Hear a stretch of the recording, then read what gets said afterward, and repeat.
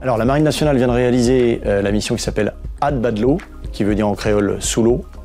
Cette mission est une concrétisation du partenariat entre l'Office français de la biodiversité et la Marine nationale. Elle a consisté, sous le commandement des forces armées aux Antilles, à embarquer à bord du bâtiment de soutien et d'assistance outre-mer du Mont d'Urville 15 scientifiques de l'Office français de la biodiversité.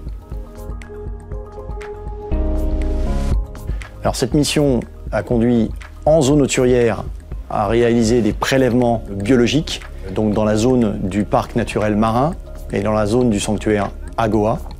Alors pourquoi le du Mont d'Urville?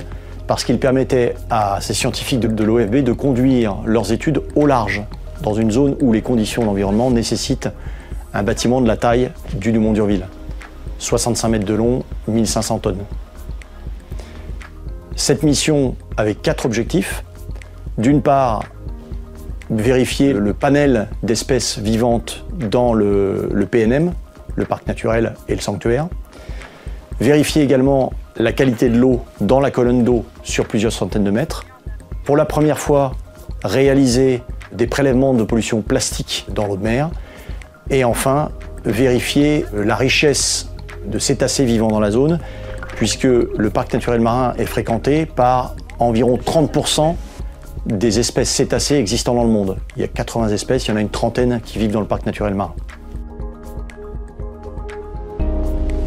Nous allons attendre quelques temps avant que les résultats purement scientifiques soient révélés, bien entendu. Mais d'ores et déjà, je peux dire que cette mission est un succès, enfin, en tout cas pour les marins de la Marine nationale. Elle a permis d'abord des synergies entre les scientifiques de l'Office français de la biodiversité et les marins. Ces derniers ont notamment été sensibilisés au fait des cétacés vivant dans la zone. Cette mission s'inscrit dans la tradition de la Marine nationale, qui a toujours valorisé la recherche scientifique. Le service hydrographique et océanographique de la Marine nationale a fêté l'année dernière son 300e anniversaire. Et on peut citer tout au long de l'histoire de la marine les hauts faits de nos marins du Mont d'Urville, Bougainville ou Champlain qui ont contribué à la connaissance du monde maritime.